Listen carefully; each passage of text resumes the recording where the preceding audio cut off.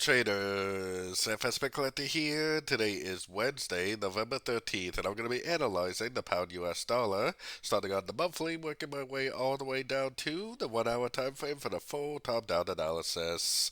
But don't forget to check out my website, fxpipcollector.com, if you'd like to get access to my swing trade setups, my daily members-only live streams on Zoom, and my 34-video trading course, all included for only $30 per month.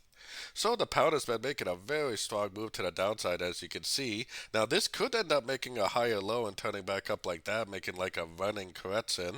But at this point, it probably is more likely that it's going to go down and at least retest these lows before it actually does end up continuing the uptrend. Probably going to end up being, one down, three up, and one down for a correction for either the wave B or the wave 2. So let's head down to the weekly time frame. On the weekly time frame is where you can start to break this correction down a little bit, because I think it's very clearly 1, 2, 3 waves right there. Yes, that's a higher high, but that happens a lot. 1, 2, 3 waves up. So 3 waves down, 3 waves up. Most likely this is going to lead to 5 waves down. I mean, it could be 3 waves down for a WXY like this, but I think more likely it's going to be a 1, 2, 3, 4, 5 waves down, which will probably even go all the way down and retest these lows before it actually does turn back up to the upside. So heading down to the daily time frame. So originally we were thinking that we may be in a wave 5, but looking at other dollar pairs, especially the dollar index and the euro dollar, seems to me like this could be a wave 1, this could be a wave 2, we may already be in the wave 3. We really can't confirm for sure if this is already a wave 3, but if it really is, then this will definitely keep on pushing down, making lower lows, lower highs, because this wave 3 is at the very, very early stages of its wave 3, if it really is a wave 3. So let's take it down to the 4-hour time frame. So on the 4-hour time frame, we've been debating whether or not this really is a wave 3 or not, because it definitely is an alternative. Even though this is a much, much lower low, this is definitely 3 waves down, and this is definitely 3 waves up. So it could be like an expanding flat type pattern, and it definitely still could turn up.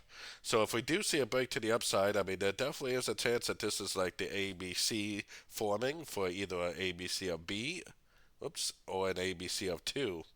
So we definitely got to keep an eye on it. We definitely have a couple possibilities. Either we're going to turn up and make a wave C, or we're going to keep on trending down. And if we do keep trending down, then it's definitely still a wave 3 on the higher time frames. Taking it all the way down to the 1 hour time frame, we are sitting at a Fibonacci retracement level, as you can see. I've been saying for the last couple of days that as long as this continues to make lower lows, lower highs, then you really should be doing nothing but looking for shorts at the end of 3-way pullbacks. Now, this was the last swing right here, and at yesterday's video, I said that look for 1, 2, 3 waves up, look for a golfing down to go short again. Now, it's not really that big of a short. I mean, that's not really that many pips, but definitely another shorting opportunity.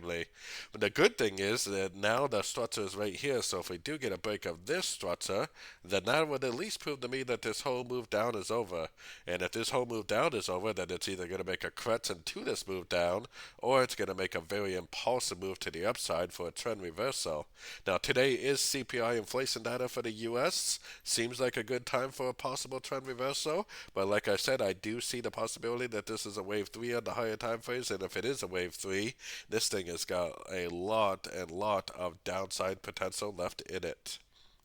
So don't forget to join my free Discord channel, which is linked down here in the corner, and as always, thank you and happy trading.